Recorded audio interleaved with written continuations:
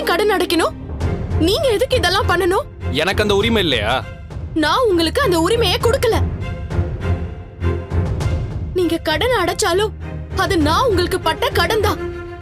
அது எனக்கு வேண்டாம். அதான் நீங்க எனக்கு உதவி செஞ்சு இப்ப என்ன காப்பாத்திட்டீங்கன்னு நினைச்சீங்கல்ல, அதுவே போதும். காவியா, இங்க பாரு, நான் உன்னை ஹீரோ மாதிரி காப்பாத்தினா சொல்ல வரல. ஆனா நான் அப்படி பண்ணலன்னா நீ அந்த உத்தமனை கல்யாணம் பண்ணிருப்பல்ல. நான் அவனை கல்யாணம் பண்றேன் பண்ணல, அது என்னோட விருப்பம். அத கேட்க நீங்க யாரு? நான் எதையுமே யோசிக்காம பண்ணல. என் வாழ்க்கை தன்மானம் எல்லாத்தையும் விட்டுட்டு தான் அவனை கல்யாணம் பண்ணிக்கணும்னு போனேன். அட்லீஸ்ட் அதனால என் குடும்பமாவது நல்லா இருந்திருக்கும். ஆனா உங்களால எல்லாமே நாசமா போச்சு. எனக்கு ஒண்ணே ஒண்ணு மட்டும் சொல்லுங்க, உண்மையாவே உத்தமன் கிட்ட இருந்து காப்பாத்துறதுக்காக தான் இதெல்லாம் பண்ணீங்களா? அப்படின்னு சொல்ல முடியாது. அவங்கிட்ட இருந்து காப்பாத்துறதுக்காக தான் பண்ணேன்.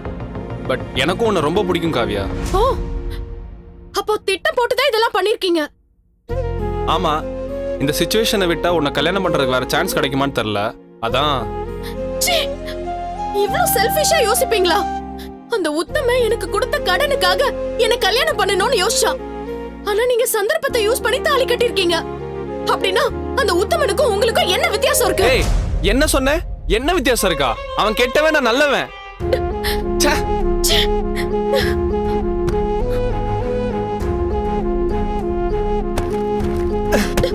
காவியா, நீ என்ன வேணா சொல்லு. என் லவ் பத்தி எனக்கு தெரியும். என் காதல ஒரு நாள் நீ புரிஞ்சுக்க வைக்கிறேன்.